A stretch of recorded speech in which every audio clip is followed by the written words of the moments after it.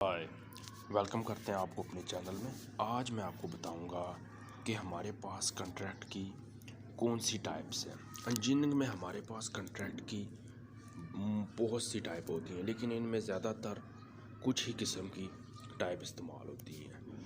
अब सवाल ये आता है कि कॉन्ट्रैक्ट क्या होता है, कॉन्ट्रैक्ट बनना क्यों ज़रूरी है। जब भी हम किसी बिल्डिंग की कंस्ट्रक्शन करते हैं या किसी भी रोड की कंस्ट्रक्शन करते हैं, तो उससे पहले कॉन्ट्रैक्ट बनाना ज़रूरी है कि ये जो हमारे पास प्रोजेक्ट चल रहा है इसकी हमारे पास टाइम पीरियड कितना है, यानी कितने फेसों में हम कंप्लीट करेंगे। हमारे पास जो कॉन्ट्रैक्टर या लेबर काम कर रहा है उसकी क्या शराइत हैं, यानी हम उसको पैसे किन शर्तों पे देंगे, उस कॉन्ट्रैक्ट में क्या क्या चीज़ें शामिल हैं, यानी इसने क्या काम करने हैं क्या काम नहीं करने।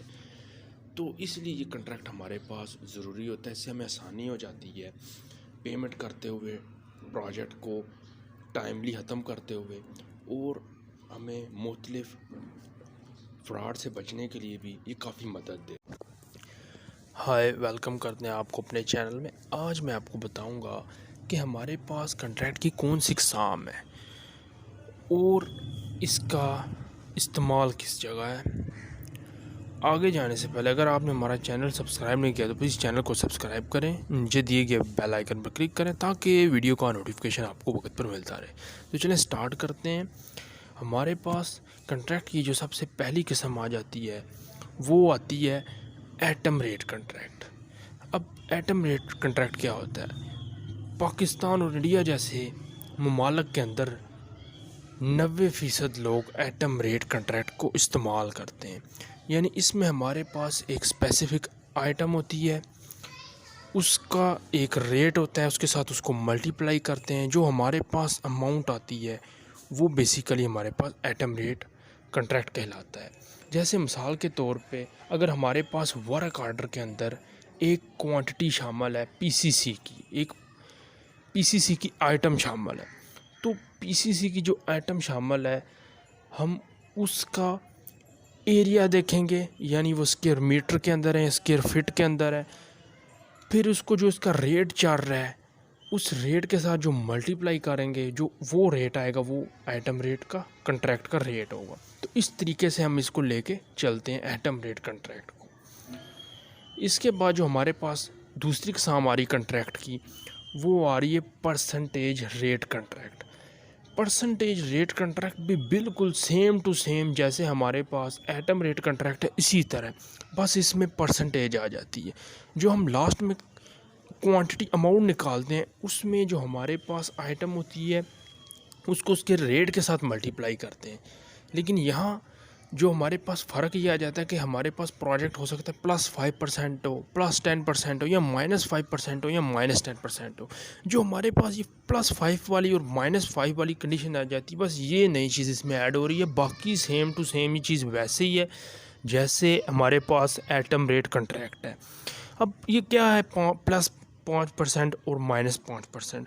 +5% हमारे पास जो ओवरऑल प्रोजेक्ट है उसमें +5% ऐड करो तो ये हमारे पास उस प्रोजेक्ट का ओवरऑल अमाउंट आ जाएगी। उसी तरह -5% ऐड करो तो उसमें जो -5% माइनस करेंगे तो वो जो अमाउंट आ जाएगी वो प्रोजेक्ट की अमाउंट आ जाएगी। ये हमारे पास परसेंटेज रेट कॉन्ट्रैक्ट है। इसके बाद जो हमारे पास कॉन्ट्रैक्ट आ रहा है वो आ रहा है लमसम और फिक्स्ड प्राइस कॉन्ट्रैक्ट। अब लमसम और फिक्स्ड प्राइस कॉन्ट्रैक्ट क्या है हमारे पास? ज़्यादातर जो हमारे पास बड़ी कंपनियां यानी मल्टीनेशनल कंपनियां जो काम कर रही हैं उसके अंदर जो हम कॉन्ट्रैक्ट लेते हैं वो कॉन्ट्रैक्ट हमारे पास ओवरऑल होता है, यानी उसका एक टाइम पीरियड और एक अमाउंट फ़िक्स होती है। हमने यानी इतने टाइम पीरियड में इस प्रोजेक्ट को या इस बिल्डिंग को, रोड को इस टाइम पीरियड में बना के देना है, उसमें हमारे पास ये चीज़ें फ़िक्स होती हैं।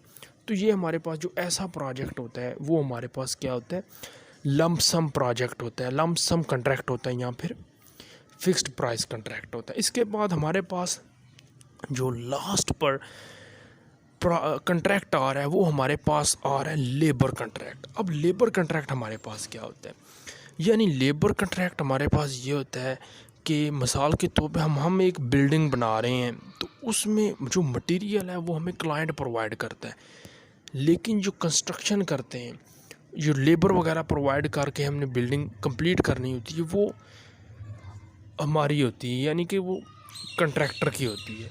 तो इस तरह के जो कॉन्ट्रैक्ट होते हैं इसको हम लेबर कॉन्ट्रैक्ट कहते हैं। जैसे हमारे पास अब लेबर कॉन्ट्रैक्ट में भी मज़ीद कैटेगरी आ जाती है। जैसे हम बिल्डिंग बना रहे हैं, उसमें हम कोई ब्रिक वर्क कर रहा है, कोई स्लैब कास्ट कर रहा है, कुछ सरिया बांध रहा है, तो ये अलग अलग टीमें लगी हुई होती हैं। इन अलग अलग का जो हमारे पास कॉन्ट्रैक्ट होता है इसको हम लेबर कॉन्ट्रैक्ट बोलते हैं। इसमें जो मटेरियल होता है वो क्लाइंट का होता है, यानी कि वो कॉन्ट्रैक्टर का नहीं होता। ऐसे क्लाइंट को हम लेबर कॉन्ट्रैक्ट बोलते हैं। ये था हमारे आज का इकसाम कॉन्ट्रैक्ट की हमारे पास कौन सी इकसाम है।